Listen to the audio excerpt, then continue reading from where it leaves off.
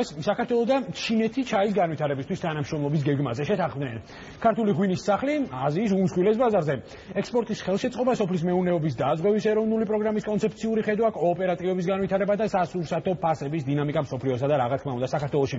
როგორც ხედავთ, სასაუბრო ბევრია ამ თემების თავმოყრას კი სოფლის მეურნეობის მინისტრ ბატონ ოთარ დანელიასთან ერთად ვეცდებით, რომელიც პირდაპირ ეთერში შემოგვიერთდება. ბატონ ოთარ, მოგესალმებით, ძალიან დიდი მადლობა, რომ იღებთ მონაწილეობას ჩვენს გადაცემაში. ბატონ ოთარ, როგორც შესავალში აღნიშნეთ, სასაუბრო ძალიან ბევრია, თუმცა დავიწყოთ თქვენი ვიზიტით ჩინეთში ამ შემთხვევაში. კონკრეტულად ღვინის ექსპორტის თვალსაზრისით, რამდენადაც ვიცი, დაახლოებით 90%, ასე ვთქვათ, საქართველოში ნაწარმოები ექსპორტისა, ღვინის პროდუქციას გულისხმობ, უნდა გავიდეს ჩინეთში. კონკრეტულად რა გეგმებია ამ მიმართულებით? გისმით.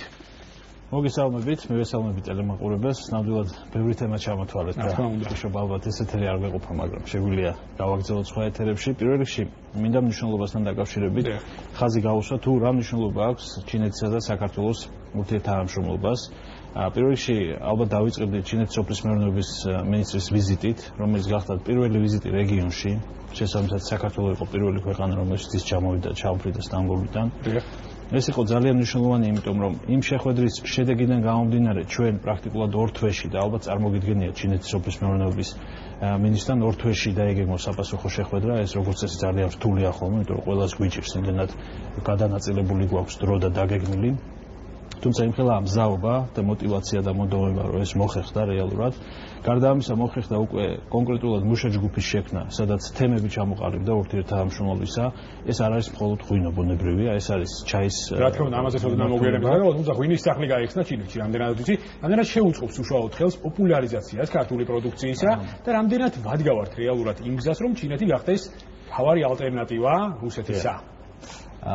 პირველ რიგში მოდით ესე ვთქვათ, ჩინეთს ჩვენ უყურებთ როგორც ერთ-ერთ საინტერესო და ალტერნატიულ ბაზარს.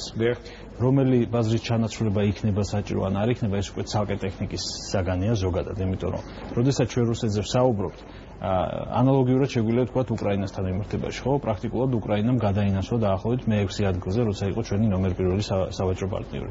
ამიტომ არ ვიცით ხვალ და ზეგ რა მოხდება, რომელ ბაზრებს რა დაემართება, შესაბამისად ჩვენ უნდა ვიყოთ მზაობაში, რომ მაქსიმალურად მოქნილები ვიყოთ და შესაბამისად ამიტომ დივერსიფიცირება არის ერთადერთი სწორი მიმართულება და ჩვენ ამან გვიჩვენა, ჩვენ შარშან დავიწყეთ, მოგეხსენებათ წლის მიწურულს და რეალურად მივიღეთ გაცილებით უკეთესი შედეგი, ვიდრე უნდა დამდგარიყო გამომდინარე იქიდან რაც ხდებოდა. კი ბატონო. გადავინაცვლოთ ვინაიდან და რადგანაც დროში ვარ შეზღუდული და ჩემს მიერ ჩამოთვლილი თითოეული საკითხი მინდა რომ მოვასწროთ, ასე ვთქვათ, გადავინაცვლოთ მეჩაიეობის განვითარებაზე. ძალიან ბევრი მეწარმე ამ შემთხვევაში შემდეგი შემართებით არის განწყობილი, რომ ეს წელი უნდა იყოს ჩაის დარგის განვითარების წელი საქართველოში.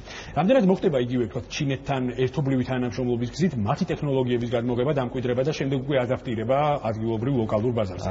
მე მოგახსენებთ, რომ ჩვენ ვცდილობთ მაქსიმალურად საფუძვლიანად და ფუნდამენტალურად მივუდგეთ ამ საკითხს, იმიტომ რომ ჩვენ შევისწავლეთ ჩაისთან მიმართებაში სახელმწიფოს წარსულში ბევრი ღონისძიება აქვს განხორციელებული, ბრწყალებში ამას ვიტყოდი.